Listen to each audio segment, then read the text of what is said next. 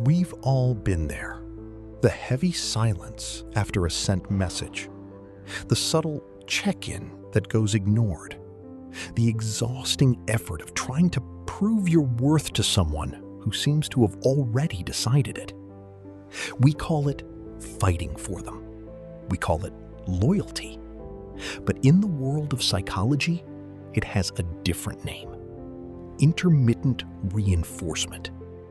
It is the most addictive cycle known to the human brain, the same one that keeps gamblers glued to a slot machine.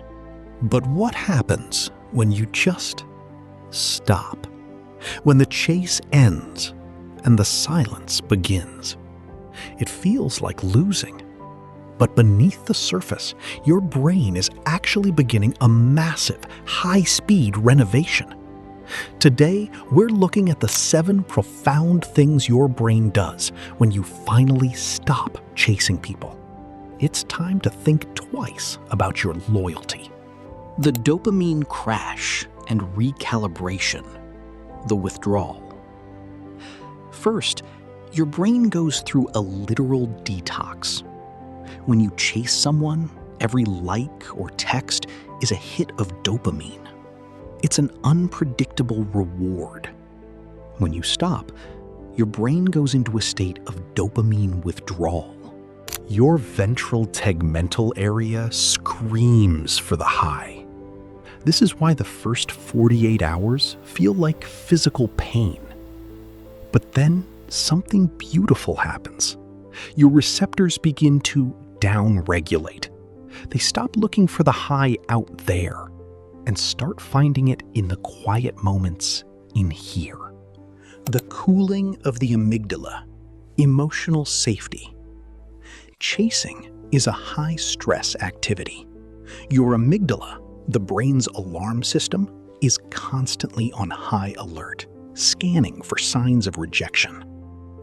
When you stop the chase, you effectively unplug the alarm. Your cortisol levels begin to plummet. You aren't just giving up. You are allowing your nervous system to return to a state of homeostasis. The Zeigarnik effect closes the file. Psychology has a concept called the Zeigarnik effect. The brain's tendency to remember uncompleted tasks better than completed ones. A one-sided relationship is an unfinished task. Your brain keeps the tab open, draining your mental RAM. When you stop chasing, you send a signal to your subconscious. The task is over.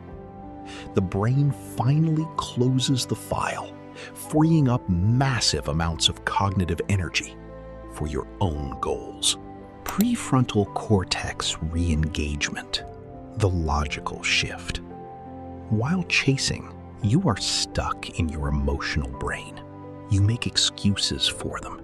You rationalize. As the emotional fog clears, your prefrontal cortex, the seat of logic, takes the wheel again. You start to see the person for who they actually are, rather than the potential you were chasing. You start to think twice about why you wanted them in the first place. The scarcity to abundance pivot. There is a bias called scarcity heuristic. We value what we think we might lose. By chasing, you tell your brain that worth is scarce and only exists in that one person. When you stop, you break the heuristic. Your brain begins to notice the abundance around you, other friends, new opportunities, and your own untapped potential. The self-reference effect resets. In a chase, your self-schema is tied to their approval. If they don't text, you are boring. When you stop, the self-reference effect shifts back to you. You begin to process experiences based on your values, not their reactions. You become the protagonist of your own story again, rather than a side character in theirs. The power of the law of least effort. Paradoxically, the brain is attracted to social value. High-value individuals don't chase, they attract. This is the law of least effort. By stopping the chase, you stop signaling low status to the world. You're not being cold, you're being self-sufficient. And nothing is more psychologically compelling to others than someone who is complete on their own. Letting go isn't an act of defeat. It's an act of biological preservation. You might feel like you're losing a connection, but your brain is actually regaining its power. It's repairing its reward systems, lowering its stress, and refocusing its lens on the most important person in your life, yourself. The next time you feel the urge to send that one last text or check their social media, stop, breathe, and remember what your brain is trying to do for you. It's trying to bring you back to life.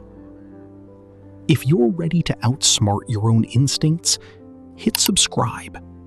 Let's keep thinking twice together.